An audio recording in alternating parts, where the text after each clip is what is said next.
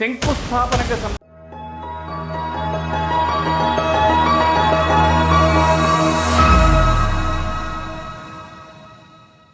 అస్మద్గురుభ్యో నమః, అస్మత్ పరమగురుభ్యో నమః, అస్మత్ సర్వగురుభ్యో నమః.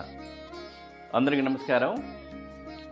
మామూలుగా చాలామంది శంకుస్థాపనకు సంబంధించి ఏ వారంలో చేయాలి, ఏ నక్షత్రంలో చేయాలి, లేదంటే ఏ లగ్నంలో చేయాలి, లేదంటే ఏ తిథిలో చేయాలి, శంకుస్థాపనకు సంబంధించి ఏ ముహూర్తంలో మనం శంకుస్థాపన చేసుకోవచ్చు, చెయ్యాలి. ముహూర్త శాస్త్రానికి సంబంధించి మనం ఆల్రెడీ గతంలో ఒక వీడియో చేయటం జరిగింది. మన యూట్యూబ్ ఛానల్ చూసేటువంటి ప్రతి ఒక్కరూ కూడా గ్రహించాల్సింది ఏమిటంటే, చూసేవాళ్ళు కావచ్చు, కొత్తగా చూసినటువంటి వాళ్ళు కావచ్చు, గ్రహించాల్సిన విషయం ఏమిటంటే, దయచేసి అర్థం చేసుకోండి. ఉన్నటువంటి సమాచారమును లేదంటే అన్ని విషయాలను కూడా ఒకే వీడియోలో చెప్పడం నా వలన కాదు, ఎవరి వలన కూడా సాధ్యపడదు. కొంచెం కొంచెంగా చెప్పుకుంటూ వస్తుంటేనే చెప్పడానికి మాకు వీలుగా ఉంటుంది, చూడడానికి మీకు వీలుగా ఉంటుంది, అర్థం చేసుకోవడానికి కూడా మీకు వీలుగా ఉంటుంది.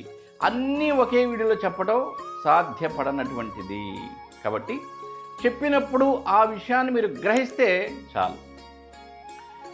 శంకుస్థాపనకు సంబంధించి ఏ తిథి, వార, నక్షత్ర, లగ్నము ఏవి తీసుకోవాలి, ఏవి మంచివి అనేటువంటిది కూడా మనం తెలుసుకుందాం. ముహూర్త శాస్త్రానికి సంబంధించిన వీడియో కనుక మీరు చూడకపోతే మన ఛానల్లో ఉంది, వీడియోల్లో మీరు చూడండి, చూస్తే మీకు ఇంకా క్లారిటీ వస్తుంది.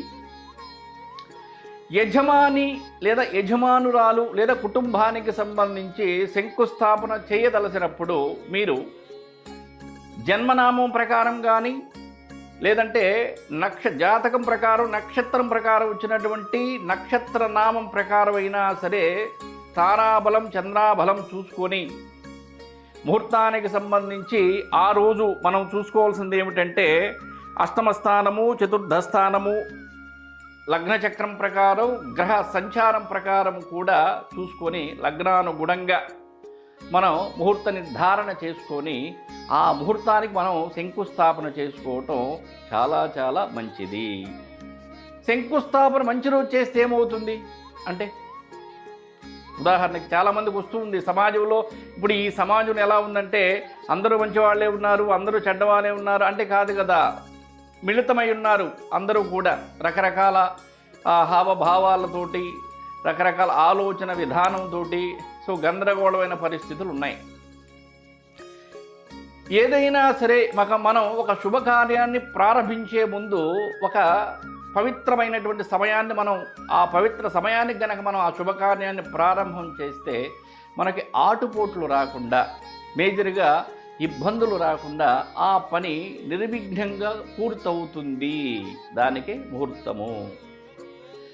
కాబట్టి శంకుస్థాపనకు సంబంధించి కొన్ని వారాలు, కొన్ని తిథులు, కొన్ని నక్షత్రాలు, కొన్ని లగ్నాలలో మీరు శంకుస్థాపన చేస్తే మీకు అశుభ పరిణామాలు రాకుండా శుభమైన పరిణామాలు వచ్చేటువంటి పరిస్థితి ఉంది. ఆ నక్షత్రాలు, ఆ లగ్నాలు, ఆ వారము ఏమిటనేటువంటిది, ఆ తిథులు ఏమిటనేటువంటిది ఈ వీడియోలో మనం తెలుసుకునేటువంటి ప్రయత్నం చేద్దాం. వారాలకు వస్తే, తిథులకు వస్తే తదియా తిథి, పంచమీ తిథి, సప్తమీ తిథి, ఏకాదశి, పూర్ణిమ.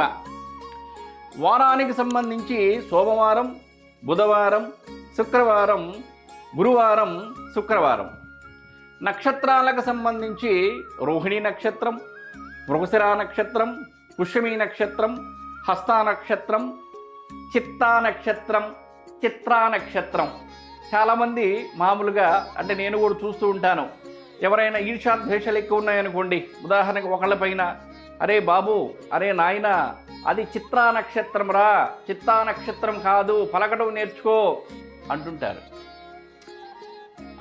తెలియనిది తెలిసిన వారు చెప్పడం మంచిదే, ఇబ్బంది ఏమి లేదు. అది ఏ రూపంలో చెప్తున్నారనేటువంటి అవసరం. కాబట్టి వాడుక భాషలో అందరూ చిత్తా నక్షత్రం అంటుంటారు, మామూలుగా అయితే చిత్రా నక్షత్రం అనాలి. తెలియని వాళ్ళు కూడా గ్రహించండి. స్వాతి నక్షత్రం, అనురాధ నక్షత్రం, ఉత్తరాషాఢ నక్షత్రం, శ్రవణ నక్షత్రం, ధనిష్ఠా నక్షత్రం, శతభిష నక్షత్రం, ఉత్తరాభాద్ర నక్షత్రం, రేవతి నక్షత్రం. తిథులు, వారములు, నక్షత్రములు. మరి లగ్నానికి వస్తే సింహలగ్నం, వృశ్చిక లగ్నం, కుంభలగ్నం, మేషలగ్నం, కర్కాటక లగ్నం, తులాలగ్నం, మకర లగ్నం. లగ్నానికి అధిపతి గ్రహాలున్నారు, నక్షత్రాలకు అధిపతి గ్రహములున్నారు, వారాలకు అధిపతి గ్రహములున్నారు, తిథులకి అధిపతి గ్రహములు కూడా ఉన్నారు. మరల యమగండం, వర్జ్యం, దుర్ముహూర్తం ఇవన్నీ కూడా మనం చూసుకొని, గుళిత కాలాలు కూడా చూసుకొని, అమృత గడిలు కూడా చూసుకొని, ముహూర్త నిర్ధారణ చేసుకొని శంకుస్థాపన చేసుకోవటం వలన మనకి అద్భుతమైనటువంటి, అంటే ఎటువంటి విఘ్నాలు లేకుండా, ఆపదలు లేకుండా, సమస్యలు లేకుండా. ఎందుకు చెప్తున్నాను? గృహానికి సంబంధించి ప్రారంభించేటప్పుడు మొదటగా చేయాల్సినది గృహప్రవేశమే. గృహప్రవేశం మంచి ముహూర్తంతో కనుక మనం చేసుకోగలిగితే అద్భుతంగా మీరు తలపెట్టినటువంటి నిర్మాణము పూర్తవుతుంది. కాబట్టి నమ్మి చేసేటువంటి వాళ్ళు ఇవన్నీ కూడా చూసుకొని చేయండి, మంచిది.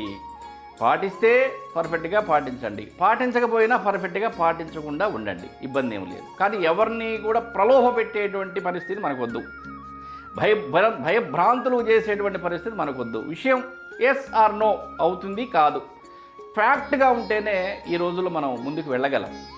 కాబట్టి గుడ్డిగా మాత్రం వెళ్ళొద్దు, గుడ్డిగా వెళ్తే ఇబ్బందులు పడతారు. మీకు తెలియదు, తెలుసుకొని చేయండి. తెలిసిన వాళ్ళు ఉంటారు, మీకు దగ్గరలో ఎవరో ఒకరు ఉంటారు, ఎవరో ఒక సలహా తీసుకోండి, ఒకళ్ళది ఇద్దరు తీసుకుని అయినా చేయండి. ఎవరినో ఒకళ్ళని అడగాలని అట్లా ఏం లేదు. మీకు పరిస్థితులకు అనుగుణంగా మీకు దగ్గరలో ఎవరు అందుబాటులో ఉంటే వాళ్ళ దగ్గర ఒక సలహా తీసుకుని అయినా చేయండి తప్ప గుడ్డిగా మాత్రం వెళ్ళవద్దు. మరలా ఎవరైనా సరే పెద్దవారు, నాకన్నా వయసులో పెద్దవారు కావచ్చు, విద్యలో పెద్దవారు కావచ్చు, జ్ఞానంలో పెద్దవారు కావచ్చు, ఎవరైనా సరే ఈ వీడియోలు చూస్తున్నటువంటి వాళ్ళు కనుక ఉన్నట్లయితే, పెద్దవారు ఎల్లకాలం ఎప్పుడూ ఒకే విధంగా ఉండరు, అలాగే వాళ్ళు జీవించి ఉంటారనేటువంటిది కాదు. పాత నీరు పోతూ ఉంటే కొత్త నీరు వస్తూ ఉంటుంది.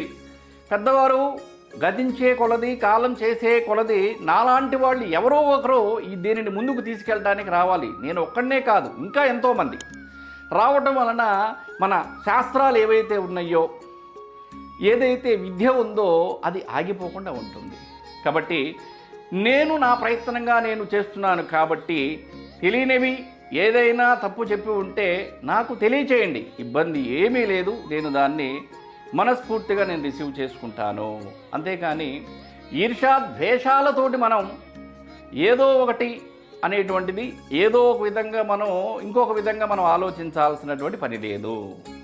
సర్వే జన సుఖినో భవంతు. నమస్కారం.